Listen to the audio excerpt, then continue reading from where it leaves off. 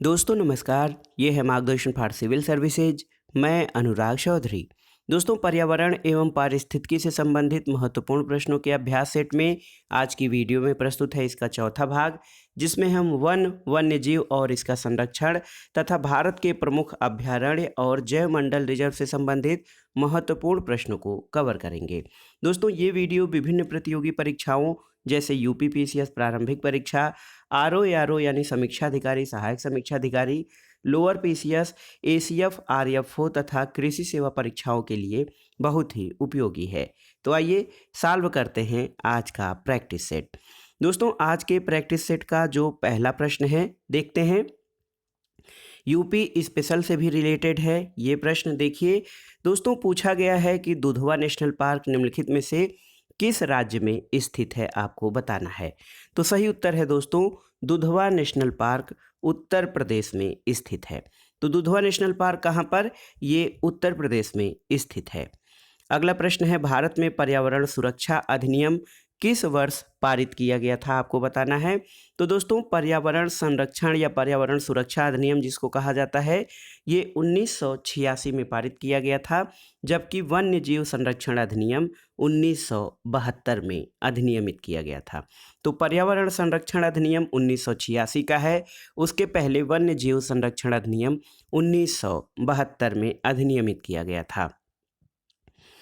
अगला प्रश्न है दोस्तों, सूची 1 का सूची 2 से मिलान करना है और दिए गए कूट के आधार पर सही उत्तर का चयन करना है।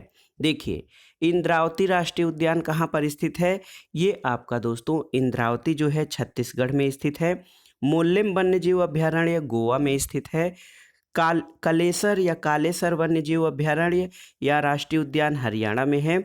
और वेतवा राष्ट्रीय उद्यान ये झारखंड में स्थित है।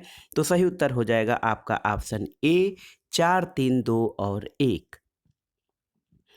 अगला प्रश्न है दोस्तों, देखिए भारत सरकार द्वारा जुलाई 2020 में बाघों की गणना 2018 पर जारी विस्तृत प्रतिवेदन के संदर्भ में कौन सा कथन सही है।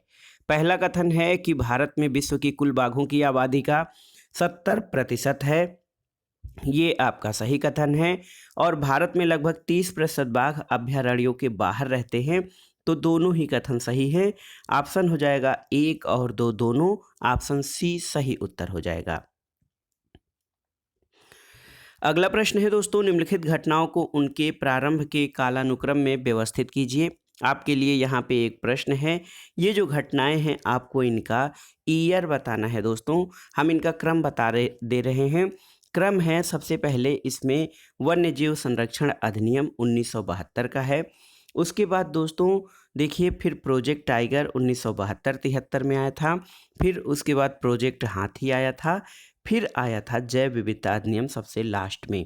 तो सही उत्तर ऑप्शन हो जाएगा सी, 3, 1, 2 और 4। लेकिन इसमें आपको प्रोजेक्ट टाइगर, प्रोजेक्ट हाथी और जैव विविधता संरक्षण अधिनियम का ईयर बताना कमेंट बॉक्स में। अगला प्रश्न है दोस्तों, निम्नलिखित में से कौन सा एक वन्य प्राणियों के विलुप्तीकरण का प्रमुख कारण नहीं है। देखिए प्राकृतिक आवासों का नष्ट होना, जंगलों में आग लगा देना, वन्य प्राणियों का अवैध वाणिज्यिक व्यापार या जनसंख्या की तीव्र वृद्धि। तो दोस्तों जनसंख्या की तीव्र वृद्धि जो है ये वन्य प्राणियों के विलुप्तीकरण का प्रमुख कारण नहीं है, जबकि प्राकृतिक आवासों का विनाश, जंगलों में आग लगाना और वन्य प्राणियों का अवैध वाणिज्यिक व्यापार ये विलुप्तीकरण के प्रमुख कारण हैं। अगला प्रश्न है, मैंग्रोव नहीं पाए जाते हैं कहाँ पर। अंडमान निकोबार में, सुंदरवन में, भीतरकनिका में या उदयपुर में।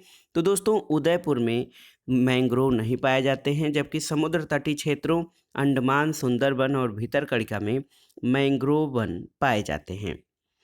अगला प्रश्न है, पृथ्वी सतर्कता संस्थान द्वारा निम्नलिखित जीवों में से कौन पृथ्वी ग्रह का सर्वाधिक महत्वपूर्ण जीवित प्राणी घोषित किया गया है। तो ये जीवित प्राणी है दोस्तों मधुमक्खी। मधुमक्खी को पृथ्वी सतर्कता संस्थान द्वारा जो है पृथ्वी ग्रह का सर्वाधिक महत्वपूर्ण प्राणी घोषित किया गया है। अगला प्रश्न है, कौन सा जीव बिना भोजन और पानी के 6 सप्ताह तक जीवित रह सकता है। तो उत्तर है ऊंट। और अगला प्रश्न है दोस्तों, बाघ परियोजना यानी प्रोजेक्ट टाइगर का जो है वन्य जीव संरक्षण का एक सघन प्रयास है, इसका भारत में शुभारंभ कब किया गया था? तो दोस्तों 1973 में। प्रोजेक्ट टाइगर या बाघ परियोजना बाघों के संरक्षण से संबंधित है, इसका प्रारंभ 1973 में किया गया था। अगला प्रश्न है दोस्तों, सूची 1 का सूची 2 से मिलान कराना है। इसमें मैंग्रोव स्थल और उनसे संबंधित राज्य दिए गए हैं। इसमें देखिए कोरिंगा आंध्र प्रदेश में है, वेम्बनाड केरल में है, पुलिकट आपका तमिलनाडु में है और विक्रोली महाराष्ट्र में है। तो देखिए सही उत्तर क्या हो जाएगा? सही उत्तर आपका हो जाएगा ऑप्शन ए 4, 3, 2 और 1। अगला प्रश्न है दोस्तों, बहुत ही आसान सा पर्यावरण पारिस्थितिकी के अंतर्गत बहुत ही महत्वपूर्ण प्रश्न है। भारतीय वन्य जीव संरक्षण अधिनियम कब लागू किया गया था? तो ये डेट है दोस्तों 1972 में। और यहाँ पर देखिए निम्नलिखित घटनाओं को उनके प्रारंभ के कालानुक्रम में व्यवस्थित करना है आपको। तो देखिए आप सही व्यवस्थित इस प्रकार से कर सकते हैं दोस्तों। देखिए सबसे पहले इसमें से कौन है? सबसे पहले वन्य जीव संरक्षण अधिनियम है और सबसे लास्ट में कौन है? जैव विविधता अधिनियम। तो पहले वन्य जीव संरक्षण अधिनियम, उसके बाद प्रोजेक्ट टाइगर, फिर प्रोजेक्ट हाथी और फिर सबसे लास्ट में जैव विविधता संरक्षण अधिनियम है। ऑप्शन बी आपका सही उत्तर हो जाएगा। अगला प्रश्न है दोस्तों, भारत सरकार द्वारा शुरू किए गए प्रोजेक्ट एलिफेंट से संबंधित कौन सा कथन गलत है? आपको बताना है। ये 1991-92 में शुरू किया गया था, ये सही है। ये मानव और हाथी के बीच टकराव की समस्या पर काम करता है, सही है। ये केवल जंगली हाथियों के कल्याण पर केंद्रित है, ये सही नहीं है। और इसे केंद्र द्वारा प्रायोजित योजना के रूप में आरंभ किया गया है। तो सही उत्तर है दोस्तों प्रोजेक्ट एलिफेंट, जो 1991-92 में शुरू किया गया था, मानव और हाथी के बीच टकराव की समस्या पर काम करता है और इसे केंद्र द्वारा प्रायोजित योजना के रूप में आरंभ किया गया था। ऑप्शन सी आपका सही नहीं है कि यह केवल जंगली हाथियों के कल्याण पे, बल्कि ये जंगली और अन्य सभी हाथियों के कल्याण पर केंद्रित है। अगला प्रश्न है दोस्तों, कार्बेट राष्ट्रीय उद्यान का निकटतम रेलवे स्टेशन कौन सा है? तो सही उत्तर है आपका Ramnagar. Ramnagar railway station Corbett राष्ट्रीय उद्यान का निकटतम रेलवे स्टेशन है। अगला प्रश्न है, निम्न प्रकार के वृक्षों में सामाजिक वानिकी के लिए किसके रोपण को प्रोत्साहित किया जाता है? तो दोस्तों सामाजिक वानिकी में ऐसे पौधों के रोपण को प्रोत्साहित किया जाता है जो कि बहुउपयोगी हों। अगला प्रश्न है दोस्तों, वन ह्रास का प्रमुख कारण क्या है? ऑप्शन देख लेते हैं। सड़कों का विकास, नदी घाटी परियोजनाएं, औद्योगिक विकास या कृषि विकास। तो सही उत्तर है दोस्तों कृषि विकास। कृषि विकास वनों के ह्रास का सबसे महत्वपूर्ण कारण है। अगला प्रश्न है, आपको बताना है निम्नलिखित में से कौन पर्यावरण संतुलन के संरक्षण से संबंधित है?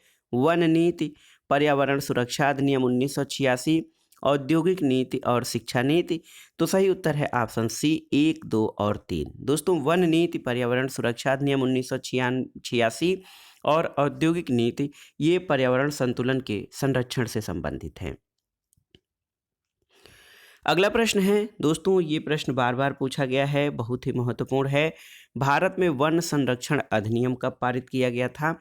तो सही उत्तर है ऑप्शन सी 1980 में।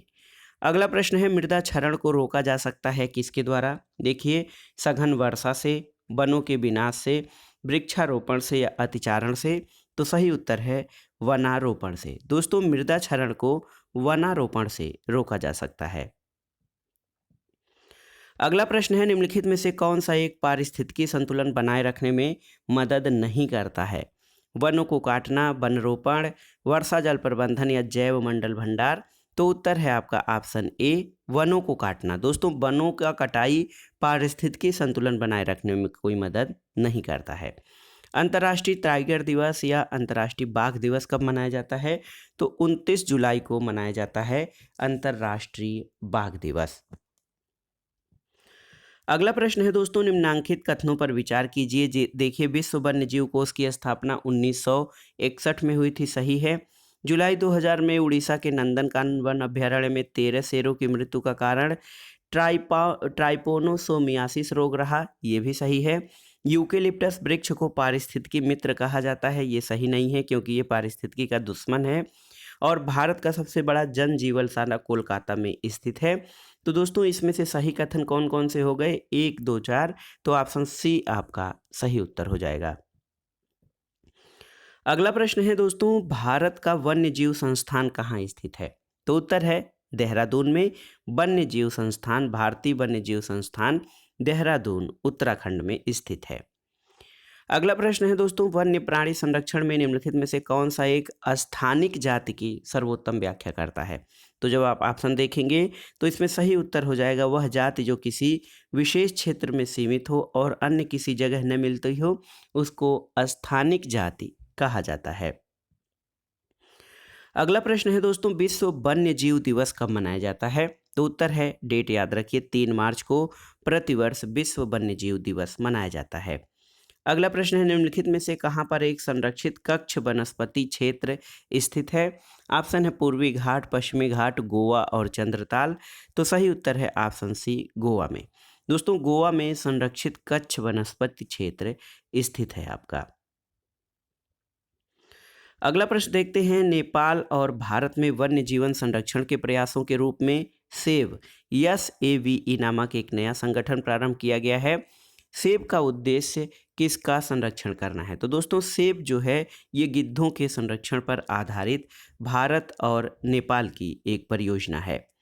अगला प्रश्न है, यद्यपि भारत की मानव जनसंख्या तीव्र गति से बढ़ रही है, फिर भी पक्षी जनसंख्या तेजी से घट रही है, इसका प्रमुख कारण क्या है? तो उत्तर है, पक्षियों के वास स्थलों में बड़े पैमाने पर कटौती हुई है। और अगली बात ये कि दूसरी बात ये कि कीटनाशक, रासायनिक उर्वरक और मच्छरों को भगाने वाली दवाओं का बड़े पैमाने पर प्रयोग हुआ है। तो सही उत्तर हो जाएगा 3 और 4 आपके सही हैं, ऑप्शन सी सही उत्तर हो जाएगा। अगला प्रश्न है, भारत के निम्नलिखित में से कौन सा नगर वृक्षारोपण में विशिष्टता रखता है, आपको बताना है। तो सही उत्तर है दोस्तों वालपराई। वालपराई वृक्षारोपण में विशिष्टता रखता है। अगला प्रश्न है, सामाजिक वानिकी में निम्नलिखित में से किस प्रकार के वृक्षों के रोपण को प्रोत्साहित किया जाता है? तो आप जानते हैं बहुउद्देशीय वाले, यानी फल, लकड़ी, चारा, इसके अलावा ईंधन और अन्य जो है कार्य क्रियाकलापों में जिनका प्रयोग किया जा सके, सामाजिक वानिकी में उन्हीं प्रकार के वृक्षों के रोपण को प्रोत्साहित किया जाता है। अगला प्रश्न है दोस्तों, देखिए हाल में निम्नलिखित में से कौन सी ड्रग गिद्धों की समष्टि में ह्रास के लिए उत्तरदायी घोषित की गई है? तो उत्तर है डिक्लोफिनेक सोडियम। ये जो दवा है दोस्तों ये गिद्धों के ह्रास के लिए या उनके जो है कमी के लिए या उनकी समाप्ति के लिए महत्वपूर्ण दवा घोषित की गई है। विश्व के वन्य जीव भारत में कितने प्रतिशत पाए जाते हैं? तो दोस्तों विश्व के 5% वन्य जीव भारत में पाए जाते हैं, ऑप्शन ए आपका सही उत्तर है। और अगला प्रश्न है, निम्नलिखित में से किस राज्य में एक जिले की जनजाति महिलाओं ने पेड़ काटने वालों के खिलाफ सामाजिक बहिष्कार की सर्वप्रथम घोषणा की थी? तो दोस्तों ये है हिमाचल प्रदेश। हिमाचल प्रदेश राज्य के एक जिले की जनजाति महिलाओं ने पेड़ काटने वालों के खिलाफ सामाजिक बहिष्कार की घोषणा की थी। अगला प्रश्न है, वनों की कटाई प्रतिबंधित करने वाला दुनिया का प्रथम देश कौन सा है? तो उत्तर है दोस्तों नॉर्वे। नॉर्वे जो है पर्यावरण की दृष्टि से अति संवेदनशील भी है, ध्रुवीय देश है और वनों की कटाई प्रतिबंधित करने वाला दुनिया का पहला देश है। अगला प्रश्न है, भारत सरकार द्वारा किस वर्ष बाघ परियोजना शुरू की गई थी? तो दोस्तों बाघ परियोजना दोस्तों ये कब शुरू की गई थी आपको बताना है। तो 1973 1973 याद रखिएगा, बाघ परियोजना शुरू की गई थी। अगला प्रश्न है, द ग्रेट इंडियन बस्टर्ड जो एक विलुप्त प्राय पक्षी की प्रजाति है, आजकल भारत के किस राज्य में पाया जाता है? तो हरियाणा, पंजाब, कर्नाटक या उड़ीसा। तो सही उत्तर है दोस्तों कर्नाटक में। अगला प्रश्न है, अभ्यारण्य और जैवमंडल रिजर्व से संबंधित प्रश्नों को देखते हैं। भारत का ओशनिक नेशनल पार्क कहाँ पर स्थित है आपको बताना है। भारत का ओशनिक नेशनल पार्क, तो सही उत्तर है दोस्तों कच्छ। कच्छ में भारत का ओशनिक नेशनल पार्क स्थित है आपका। अगला प्रश्न है, सूची को सूची 2 से मिलान करिए और दिए गए कूट के आधार पर सही उत्तर का चयन करना है। तो यहाँ पर हो जाएगा दोस्तों नोक्रेक मेघालय में स्थित है, मानस असम में है, अगस्तमलाई केरल में और दिहांग दिबांग अरुणाचल प्रदेश में। ऑप्शन ए आपका सही उत्तर हो जाएगा। अगला प्रश्न है दोस्तों, निम्नलिखित युग्मों में से कौन सा सही सुमेलित नहीं है? तो देख लेते हैं। नीलांबुर हाथी अभ्यारण्य केरल में सही है। सिंहभूम हाथी अभ्यारण्य झारखंड में है। मैसूर हाथी अभ्यारण्य कर्नाटक में, और कमेंग जो है ये मेघालय में नहीं है। यही आपका सही सुमेलित नहीं है। कमेंग जो है ये कहाँ पर स्थित है हाथी अभ्यारण्य, आपको बताना है। अगला प्रश्न है, निम्नलिखित पक्षी अभ्यारण्यों में से कौन उत्तर प्रदेश में स्थित नहीं है, आपको बताना है। देखिए, ऑप्शन है पटना पक्षी अभ्यारण्य, जयप्रकाश नारायण पक्षी अभ्यारण्य, चित्रागुड्डी पक्षी अभ्यारण्य और उधवा पक्षी अभ्यारण्य। तो सही उत्तर है 3 और 4, यानी ऑप्शन डी आपका सही उत्तर हो जाएगा। चित्रांगुड्डी पक्षी अभ्यारण्य और उधवा पक्षी अभ्यारण्य ये उत्तर प्रदेश में स्थित नहीं है। अगला प्रश्न है, निम्नलिखित में सूची 1 के साथ सूची 2 का मिलान करना है। और देखिए, एक सुंदरवन पश्चिम बंगाल में स्थित है, आप जानते हैं। काजीरंगा असम में है। बांदीपुर कर्नाटक में है। और मरुस्थल या मरुभूमि राष्ट्रीय उद्यान ये आपका राजस्थान में है। अगला प्रश्न है दोस्तों, निम्नलिखित युग्मों में से कौन सही सुमेलित नहीं है? तो देखिए, बांदीपुर राष्ट्रीय उद्यान कर्नाटक में सही सुमेलित है। मानस वन्यजीव अभ्यारण्य असम में ये भी सही सुमेलित है। पेरियार वन्यजीव अभ्यारण्य केरल में है। और सिमलीपाल राष्ट्रीय उद्यान मध्य प्रदेश में नहीं, जबकि सिमलीपाल उड़ीसा में स्थित है। अगला प्रश्न है दोस्तों, डाचीगाम राष्ट्रीय उद्यान निम्नलिखित में से किससे संबंधित है? तो सही उत्तर है दोस्तों, डाचीग्राम जो राष्ट्रीय उद्यान है ये हांगुल या कश्मीरी हिरन के संरक्षण से संबंधित है। अगला प्रश्न है, निम्नलिखित में से कौन से टाइगर रिजर्व के रूप में घोषित किए गए हैं? रणथंभौर, मानस, इंद्रावती और सह्याद्री। तो सही उत्तर है दोस्तों, रणथंभौर, मानस, इंद्रावती और सह्याद्री ये सभी टाइगर रिजर्व के रूप में घोषित किए गए हैं। अगला प्रश्न है दोस्तों, कान्हा राष्ट्रीय पार्क प्रसिद्ध है किसके लिए? तो बाघों के लिए। कान्हा नेशनल पार्क उत्तर मध्य प्रदेश में है और ये बाघों के लिए प्रसिद्ध है। अगला प्रश्न है, निम्नलिखित में से कौन सा युग्म सही सुमेलित है? तो देखिए, सिमलीपाल असम ये सही सुमेलित नहीं है। नोकरेक मेघालय में है, ये आपका सही सुमेलित है। दिहांग दिबांग सिक्किम में सही सुमेलित नहीं। अगस्तमलाई कर्नाटक दिया है, ये भी सही सुमेलित नहीं। तो सही उत्तर हो जाएगा नोकरेक मेघालय में है और यही सही सुमेलित है। अगला प्रश्न है, सूची 1 का सूची 2 से मिलान करिए और दिए गए कूट के आधार पर सही उत्तर का चयन करना है आपको। बखान कॉरिडोर नेचर रिफ्यूज।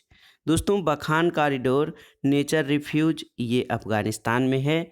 सेफ हाकोसुंडो राष्ट्रीय पार्क ये कहाँ पर स्थित है? ये नेपाल में है। नागरी राष्ट्रीय पार्क, दोस्तों नागरी राष्ट्रीय पार्क आपका चीन में स्थित है। और बमडेलिंग वन्यजीव अभ्यारण्य ये भूटान में स्थित है। तो ये देखिए, बखान कॉरिडोर नेचर रिफ्यूज अफगानिस्तान में, सेफोकसुंडो राष्ट्रीय उद्यान नेपाल में, इसके अलावा नागरी राष्ट्रीय पार्क ये आपका चीन में, और दोस्तों बमडेलिंग वन्यजीव अभ्यारण्य ये भूटान में स्थित है। यहाँ पर फिर से एक बार मिलान कर लेते हैं दोस्तों। बखान कॉरिडोर, देखिए बखान कॉरिडोर जो है ये आपका दोस्तों कहाँ पर स्थित है? तो ये सही सुमेलित हमने किया था। बखान अफगानिस्तान में। फोकटुंडो दोस्तों, फोकसुंडो राष्ट्रीय उद्यान ये आपका देखिए नेपाल में है। नागरी राष्ट्रीय पार्क आपका चीन में सुमेलित हो रहा है और बमडेलिंग वन्यजीव अभ्यारण्य भूटान में है। अगला प्रश्न है दोस्तों, सूची 1 का सूची 2 से सुमेलन करना है। नोकरेक मेघालय में मिला दीजिए, मानस असम में, दिहांग दिबांग अरुणाचल प्रदेश में और अगस्तमलाई केरल में है। तो इस प्रकार सही सुमेलन क्या हो जाएगा? सही सुमेलन हो जाएगा ऑप्शन बी आपका। इसमें क्या है? 3, 2, 4 और 1। अगला प्रश्न है दोस्तों, यहाँ पर देखिए सूची 1 का सूची 2 से मिलान करना है। और सही उत्तर का चयन करना है। सिमलीपाल, सिमलीपाल आपका ओडिशा में स्थित है, तो ए का 4 हो जाएगा। दिहांग दिबांग अरुणाचल प्रदेश में, बी का 3 हो जाएगा। नोक्रेक मेघालय में स्थित है। और कोल्ड कोल्ड डेजर्ट कहाँ पर स्थित है? हिमाचल प्रदेश में। तो सही उत्तर आपका हो जाएगा ऑप्शन डी। ये जो है 4, 3, 5 और 1। अगला प्रश्न है, निम्नलिखित में से कौन सा युग्म सही सुमेलित नहीं है? बुक्सा बिहार। देखिए, बुक्सा दोस्तों बिहार राज्य में नहीं है, ये सही सुमेलित नहीं है। दम्फा मिजोरम में सही सुमेलित है, नामेरी असम में और नामदफा अरुणाचल प्रदेश में। बुक्सा बाघ आरक्षित क्षेत्र पश्चिम बंगाल में स्थित है, बिहार में नहीं। अगला प्रश्न है दोस्तों, बखिरा पक्षी बिहार कहाँ पर स्थित है? तो सही उत्तर है बखिरा पक्षी बिहार बस्ती में है। दोस्तों अब इसका लोकेशन एक प्रकार से संत कबीर नगर जिला हो गया है। तो बखिरा पक्षी बिहार बस्ती या फिर संत कबीर नगर में स्थित है। अगला प्रश्न है, निम्नलिखित राष्ट्रीय उद्यानों को सर्वप्रथम से सबसे बाद के कालानुक्रम में व्यवस्थित कीजिए और दिए गए कोड के आधार पर सही उत्तर का चयन करिए। सबसे पहले देखिए दोस्तों, यहाँ पर जिम कॉर्बेट नेशनल पार्क है, उसके बाद कान्हा नेशनल पार्क आ जाएगा, फिर आपका आएगा काजीरंगा, फिर लास्ट में साइलेंट वैली। तो सही उत्तर ऑप्शन डी हो जाएगा। 2, 4, 3 और 1 ये राष्ट्रीय उद्यानों का सही क्रम है। निम्नलिखित में से कौन सा भारत में स्थापित प्रथम राष्ट्रीय उद्यान है? तो भारत में स्थापित प्रथम राष्ट्रीय उद्यान जिम कॉर्बेट नेशनल पार्क है। अगला प्रश्न है, यूनेस्को द्वारा जुलाई 2016 में भारत के निम्नलिखित किस राष्ट्रीय स्थल को विश्व धरोहर स्थल घोषित किया गया था? तो उत्तर है दोस्तों कंचनजंगा, जिसको कि खांग चेंगजोंगा राष्ट्रीय उद्यान कहा जाता है। इसको 2016 में यूनेस्को द्वारा विश्व धरोहर स्थल घोषित किया गया था। अगला प्रश्न है, निम्नलिखित में झीलों में से कौन सी एक विश्व धरोहर स्थल है? तो सही उत्तर है क्रोएशिया की प्लिट्विस झील जो है ये विश्व धरोहर स्थल में शामिल है। अगला प्रश्न है दोस्तों, निम्नलिखित में से कौन एक यूनेस्को द्वारा प्रमाणित क्षेत्रफल की दृष्टि से भारत का बृहत्तम जैवमंडलीय निधि है? तो ये कौन सा है? ये है दोस्तों मन्नार की खाड़ी। मन्नार की खाड़ी यूनेस्को द्वारा प्रमाणित क्षेत्रफल की दृष्टि से भारत की बृहत्तम जैवमंडलीय रिजर्व है। अगला प्रश्न है, भारत का 16वां जैवमंडलीय आरक्षित क्षेत्र जो बना था शीत मरुस्थल, ये कहाँ पर स्थित है? तो शीत मरुस्थल आपका हिमाचल प्रदेश में स्थित है। अगला प्रश्न है दोस्तों, निम्नलिखित राज्यों में से उस राज्य को चुनिए जिसमें सर्वाधिक संख्या में वन्यजीव अभ्यारण्य या नेशनल पार्क और अभ्यारण्य हैं। तो सही उत्तर है मध्य प्रदेश। दोस्तों मध्य प्रदेश राज्य में सर्वाधिक वन्यजीव अभ्यारण्य हैं। अगला प्रश्न है, समुद्री पार्क या मेरीन नेशनल पार्क कहाँ पर स्थित है? ये कच्छ की खाड़ी में है। और नोकरेक जैवमंडल आरक्षित क्षेत्र कहाँ पर स्थित है? तो दोस्तों ये आपका मेघालय में स्थित है, नोकरेक जैवमंडल आरक्षित क्षेत्र। अगला प्रश्न आते हैं, निम्नलिखित में से कौन सा छत्तीसगढ़ में स्थित है? देखिए, अंसी राष्ट्रीय उद्यान, बेतला राष्ट्रीय उद्यान, इंद्रावती राष्ट्रीय उद्यान या फिर गूगामल राष्ट्रीय उद्यान। तो सही उत्तर है ऑप्शन सी, इंद्रावती राष्ट्रीय उद्यान आपका छत्तीसगढ़ में स्थित है। गंगा डॉल्फिन सेंचुरी कहाँ पर स्थित है? दोस्तों गंगा डॉल्फिन सेंचुरी सुल्तानगंज में स्थित है। अगला प्रश्न है, निम्नलिखित में से कौन सा युग्म सही सुमेलित नहीं है? गंगा डॉल्फिन सेंचुरी संत कबीर नगर, ये आपका सही सुमेलित नहीं है क्योंकि ये सुल्तानगंज बिहार में है। और भारतीय पशु अनुसंधान संस्थान बरेली में सही सुमेलित है। पक्षी सेंचुरी भरतपुर में सही है। और राष्ट्रीय डेयरी अनुसंधान संस्थान करनाल, ये भी आपका सही सुमेलित है। अगला प्रश्न है दोस्तों, निम्नलिखित में से किसे हाल में टाइगर रिजर्व घोषित किया गया है? तो दोस्तों यहाँ पर देखिए, राजा जी राष्ट्रीय पार्क को टाइगर रिजर्व की श्रेणी में घोषित किया गया है। अगला प्रश्न है, भितरकनिका गरान। देखिए दोस्तों, भितरकनिका गरान के संदर्भ में निम्नलिखित कथनों पर विचार कीजिए। ये वंशधारा और सुवर्णरेखा नदियों के डेल्टा में स्थित है, तो ये सही नहीं है। ये पश्चिमी बंगाल में स्थित है, ये भी सही नहीं है। तो दोस्तों यहाँ पर हो जाएगा न तो 1 और न ही 2। भितरकनिका गरान के संदर्भ में दोस्तों ये दोनों ही कथन सही नहीं है। अगला प्रश्न है भारत का सबसे बड़ा चीता आवास कौन सा है? तो उत्तर है आंध्र प्रदेश में भारत का सबसे बड़ा चीता आवास है। भारत का वह अभयारण्य जिसमें हाथियों की सबसे अधिक संख्या पाई जाती है, तो ये है आपका काजीरंगा नेशनल पार्क। असम में यहाँ पर हाथियों की सर्वाधिक संख्या पाई जाती है। राजीव गांधी राष्ट्रीय उद्यान कहाँ पर स्थित है आपको बताना है, तो उत्तर है कर्नाटक में। कर्नाटक में राजीव गांधी राष्ट्रीय उद्यान स्थित है। अगला है जंगल महल कहलाने वाला क्षेत्र कहाँ पर स्थित है? दोस्तों ये क्षेत्र पश्चिम बंगाल में है, जो जंगल महल के नाम से प्रसिद्ध है। अगला प्रश्न है दोस्तों, चिनार वन्य जीव विहार कहाँ पर स्थित है? तो सही उत्तर है केरल में। दोस्तों केरल में चिनार वन्य जीव अभयारण्य है। बाघों का प्रमुख रिजर्व सरिस्का किस राज्य में है? आपके लिए प्रश्न है। तो सरिस्का आप जानते हैं राजस्थान राज्य में है। इसके अलावा दोस्तों अति विवादित बबली या बभली प्रोजेक्ट किस राज्य में स्थित है? तो उत्तर है महाराष्ट्र में। बबली प्रोजेक्ट का संबंध दोस्तों महाराष्ट्र राज्य से है। अगला प्रश्न है भारत के निम्न टाइगर रिजर्व में कौन सा मिजोरम में स्थित है? देखिए मेलघाट, बुक्सा, दम्फा या फिर भद्रा। तो सही उत्तर है दम्फा। दम्फा टाइगर रिजर्व आपका ये मिजोरम में स्थित है। भारत का सबसे बड़ा बाघ आवास कहाँ पाया जाता है? तो ये प्रश्न है दोस्तों, सही उत्तर हो जाएगा भारत का सबसे बड़ा बाघ आवास आंध्र प्रदेश राज्य में पाया जाता है। कभी कभी ये प्रश्न भी उठता है कि अगर जो बाघ आवासों की बात की जाए तो सर्वाधिक बड़ा या सबसे अधिक क्षेत्रफल में मध्य प्रदेश में ये पाया जाता है। अगला प्रश्न है निम्नलिखित में से कौन सा बाघ आरक्षित क्षेत्र 2 राज्यों में स्थित है? तो सही उत्तर है पेंच। पेंच जो है बाघ आरक्षित क्षेत्र 2 राज्यों में स्थित है। अगला प्रश्न है दोस्तों, पेरियार वन्यजीव अभयारण्य निम्नलिखित में से किस राज्य में स्थित है? तो आप जानते हैं पेरियार वन्यजीव अभयारण्य केरल राज्य में स्थित है।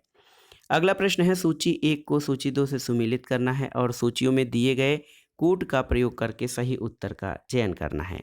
नामदफा, दोस्तों नामदफा आपका अरुणाचल प्रदेश में स्थित है। बांदीपुर कर्नाटक में है। पेरियार केरल में और केबुल लामजाओ ये मणिपुर में स्थित है। सही उत्तर क्या हो जाएगा? सही उत्तर ऑप्शन ए 2, 1, 4 और 3 हो जाएगा। अगला प्रश्न है दोस्तों, सूची 1 का सूची 2 से सुमेलन कराना है। यहाँ पर देखिए जब सूची 1 का सूची 2 से, इसमें राष्ट्रीय उद्यान और राज्य दिए गए हैं। देखिए बांधवगढ़ आपका ये बांधवगढ़ मध्य प्रदेश में स्थित है। इसके अलावा बांदीपुर कर्नाटक में स्थित है। रोहिला राष्ट्रीय उद्यान ये कहाँ पर स्थित है? हिमाचल प्रदेश में। और गिर जो है ये गुजरात में स्थित है। तो सही उत्तर ऑप्शन ए हो जाएगा 3, 4, 1 और 2। अगला प्रश्न है निम्नलिखित युग्मों में से कौन सही सुमेलित नहीं है? देखिए बांदीपुर राष्ट्रीय उद्यान कर्नाटक में सही सुमेलित है। मानस वन्यजीव अभयारण्य असम में सही सुमेलित है। और पेरियार वन्यजीव अभयारण्य केरल में ये भी सही सुमेलित है। सिमलीपाल उड़ीसा में है दोस्तों, मध्य प्रदेश में नहीं, इसलिए ये आपका सही सुमेलित नहीं है। ऑप्शन डी सही उत्तर हो जाएगा। अगला प्रश्न है निम्नलिखित राज्यों में से किस एक में सर्वाधिक संख्या में वन्यजीव अभयारण्य यानी नेशनल पार्क और अभयारण्य स्थित हैं? तो कौन सा राज्य है? ये है मध्य प्रदेश। सर्वाधिक अभयारण्य और नेशनल पार्क यहीं पर स्थित हैं। अगला प्रश्न है राजीव गांधी नेशनल पार्क कहाँ पर है? तो ये राजस्थान राज्य में स्थित है। और भारत के निम्नलिखित जैव भंडारों में से कौन गारो पहाड़ियों पर फैला हुआ है आपको बताना है। तो सही उत्तर है दोस्तों गारो पहाड़ियों पर नोक्रेक जो जैवमंडल रिजर्व है ये फैला हुआ है। अगला प्रश्न सूची 1 का सूची 2 से सुमेलन करना है। दाचीगाम ये जम्मू कश्मीर में स्थित है। पापीकोंडा, दोस्तों पापीकोंडा जो है आंध्र प्रदेश में है। सरिस्का राजस्थान में। और बांदीपुर आप जानते हैं ये कर्नाटक राज्य में स्थित है। तो सही उत्तर क्या हो जाएगा दोस्तों? सही उत्तर हो जाएगा ऑप्शन सी 2, 1, 4 और 3। अगला प्रश्न है निम्नलिखित में से किस राज्य में पेरियार वन्यजीव अभयारण्य स्थित है? तो आप जानते हैं केरल में है पेरियार वन्यजीव अभयारण्य। गंगा डॉल्फिन सेंचुरी कहाँ स्थित है? तो ये सुल्तानगंज में स्थित है, जहाँ डॉल्फिनों के संरक्षण से संबंधित प्रयास किए जा रहे हैं। अगला प्रश्न है रानी झांसी समुद्री राष्ट्रीय पार्क की स्थापना कब हुई थी? तो सही उत्तर है 1996 में। रानी झांसी समुद्री राष्ट्रीय पार्क की स्थापना 1996 में की गई थी। अगला प्रश्न है, ग्रेट हिमालयन नेशनल पार्क कहाँ पर स्थित है? तो उत्तर है हिमाचल प्रदेश में। दोस्तों, हिमाचल प्रदेश में ग्रेट हिमालयन नेशनल पार्क और कोल्ड डेजर्ट नेशनल पार्क भी स्थित है।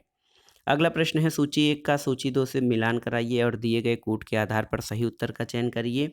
दाचीगाम जम्मू कश्मीर में है, पापीकोंडा आंध्र प्रदेश में, सरिस्का आपका राजस्थान में है, देखिए सरिस्का राजस्थान में, और बांदीपुर कर्नाटक में है। तो सही उत्तर क्या हो जाएगा? दोस्तों, सही उत्तर हो जाएगा ऑप्शन बी 2, 1, 3 और 4। अगला प्रश्न है, निम्नलिखित में से कौन सी जैव विविधता के संरक्षण के लिए महत्वपूर्ण रणनीति है? तो दोस्तों, जैव मंडल के संरक्षण के लिए महत्वपूर्ण रणनीति जैव मंडल रिजर्व हैं। अगला प्रश्न है, निम्नलिखित में से कौन सही सुमेलित नहीं है? बांदीपुर कर्नाटक सही सुमेलित है, राजाजी उत्तराखंड सही सुमेलित है, सिमलीपाल उड़ीसा ये भी सही सुमेलित है, और दोस्तों पिन वैली राष्ट्रीय उद्यान जम्मू कश्मीर ये आपका सही सुमेलित नहीं है। आपको बताना है पिन वैली नेशनल पार्क कहाँ पर स्थित है। इस वीडियो का आखिरी प्रश्न है, निम्नलिखित में से कौन सा युग्म सही सुमेलित है? आपको बताना है। तो सही सुमेलित है केवलादेव राष्ट्रीय उद्यान भरतपुर राजस्थान में है। इसके अलावा महान हिमालय राष्ट्रीय उद्यान मनाली में दिया है, सही नहीं है। राजाजी नेशनल पार्क देहरादून ये भी सही नहीं है, और वन विहार राष्ट्रीय उद्यान जबलपुर ये भी सही नहीं है। तो सही सुमेलन है केवलादेव राष्ट्रीय उद्यान, ये भरतपुर राजस्थान में स्थित है।